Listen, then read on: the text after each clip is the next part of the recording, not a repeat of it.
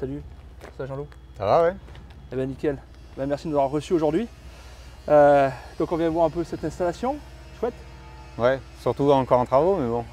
Comme je t'avais dit, dans un an et demi, ça sera plus présentable. Mais... Voilà, c'est ça. Et t'as posé ça comment? Ben là, en fait, quand on en a parlé un peu du projet au départ, c'était pas prévu là. J'ai eu des aléas climatiques dernièrement et encore cette année avec la grêle, mais l'année dernière, j'ai eu un épisode de vent qui fait que j'avais un séchoir à tabac, on en voit peut-être un peu le bout, je sais pas. Derrière? Voilà, derrière, qui se prolongeait jusque vers le sapin et ça m'a libéré cette place-là et ça me permet aussi de fermer un peu la cour, moi, du vent, du visuel et d'avoir aussi un accès facile. Là, les semis peuvent s'enquiller, 2-3 semis peuvent vider en même temps à chaque cuve, c'est un peu l'avantage. Et tu l'as posé quoi? Ça a été facile avec Eh ben, la pose, moi télescopique, il est un peu petit pour faire ça.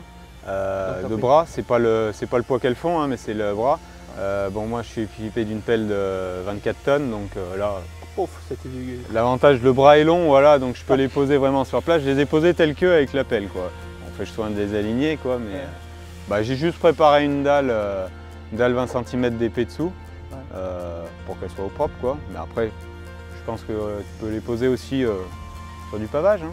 Ah, tu peux la poser sur un sol stabilisé voilà, plat. moi c'est que je voulais faire une installation un peu propre, comme ça va rester dans le temps, et que leur place c'est là et je ne vais pas les bouger, donc voilà. Ouais. Et avant ça, tu avais quoi? Bah, avant ça, j'étais sur une poche souple, une marque concurrente. Ouais. Bon, après, c'était la volonté, comme je t'avais dit, moi, de pouvoir aller sur du bulk d'engrais liquide avec plusieurs formulations. Et sur une poche souple, tu peux pas brasser, c'est compliqué de faire des mélanges, que là tu peux garder une cuve vide et injecter des autres, brasser, comme ça. Quand je viens avec le pulvé, je charge directement un mélange, quoi. Est-ce que tu faisais déjà du phosphore liquide bien avant qu'on se connaisse, c'est ça? Et j'avais une poche où je faisais du 14-48 pour faire de la fertile localisée, mais ça c'était dans les premières années d'installation, donc il y a un peu plus de 10 ans. D'accord. Ouais, parce que là en fait tu peux mettre, donc elle est remplie de 38-14-5, c'est ça? Donc ça, ouais, là aujourd'hui j'ai les 3 premières qui sont remplies en solution thiosulfate, 38-14-5. Ouais. Donc 38 d'azote, 14-5 de thiosulfate. Ouais. Et là, il y a une dose de thiosulfate plus importante, notamment par exemple tu peux utiliser pour les colzas, c'est ça? Voilà, le but c'est faire 100% de la fertile des colzas, ne pas revenir avec un distributeur d'engrais, donc pour mettre de la késérite ou du sulfamo ou quelque chose. Travailler 100% liquide, le but c'est de travailler avec l'automoteur au maximum, moi. La précision du coupeur buse-à-buse, pas de problème de dérive avec le vent quand on épand. Donc voilà, le but c'est 38-14-5, 100% dans les colzas et faire un premier rapport dans les blés, reprise de végétation, 100 litres à peu près de ce produit, avec 100 litres de 14-48, comme ça, azote, phosphore, soufre, tout d'un passage. Et bon, t'as pas besoin de potasse, mais si tu pouvais quoi. Tu peux aussi faire la potasse, bon après c'est le problème des dispos, du prix. Moi j'en ai pas besoin parce qu'on est surchargé dans nos sols, on a plutôt des problèmes de blocage en potasse. Donc ce que je comprends, c'est d'avoir différentes cuves du coup, plutôt qu'une grosse par exemple, ça te permet de stocker différents types de produits, quoi. C'est ça, ouais. Là voilà, je vais en avoir 3 en solution thio, je vais en avoir 4 qui vont être en azote liquide N39 traditionnel, et la dernière qui sera en 14-48 cette année. Et demain, tu peux même faire entrer, si tu as envie, de la 3911, du 1552 ou faire ton bulk. Voilà, un produit moins dosé en thiosulfate pour des blés, quoi. Oui.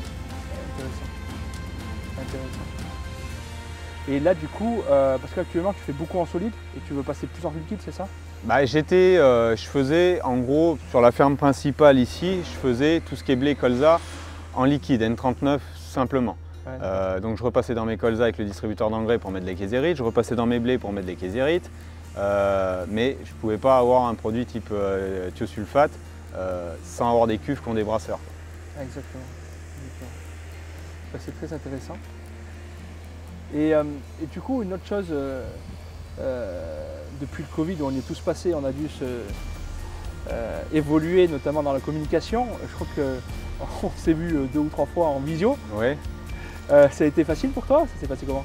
Oh oui, c'était facile. Bon, après, c'est les problèmes de connexion, mais enfin, ça, c'est inhérent au fait qu'on puisse discuter ensemble, quoi. Ouais.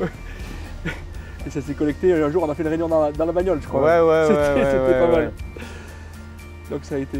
Eh ben, écoute, merci beaucoup en tout cas, Jean-Loup. Et puis, voir ça, c'est plein. Non, mais après, voilà, c'est un projet global, ce qu'on avait discuté, l'objectif d'aller sur des mélanges. On en avait parlé, que j'avais déjà attaqué depuis un moment et que je n'ai pas fini ce projet. C'est de faire voilà, effectivement toute l'exploitation maintenant en liquide et avec des solutions de transport qui viennent de chez vous aussi, avec les cuves. C'est là que vous avez acheté des 3000 litres. Voilà, 3 fois 5000 litres. 3 fois 5000 litres. Ouais, 3 fois 5000 litres. J'étais dans la volonté à l'époque, j'avais un pulvé de 4000 litres, mais je savais que j'allais plutôt venir sur un pulvé de 5000, c'est pour ça que j'ai pris 5000. Ouais. Ça me permet aussi de transporter, au lieu d'avoir une cuve de 15 000, de transporter 3 mélanges différents et 3 fois un pulvé, quoi.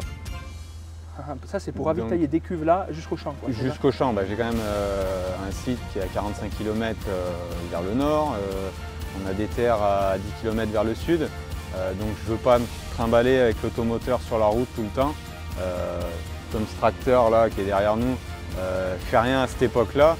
Le but c'est de le mettre avec un ensemble de cuves de ravitaillement et comme ça on ravitaille au champ, on perd moins de temps, quoi. Ah, super. Bon, super, jusqu'à une prochaine vidéo, merci Jean-Loup en tout cas. Non, rien. Allez. Salut.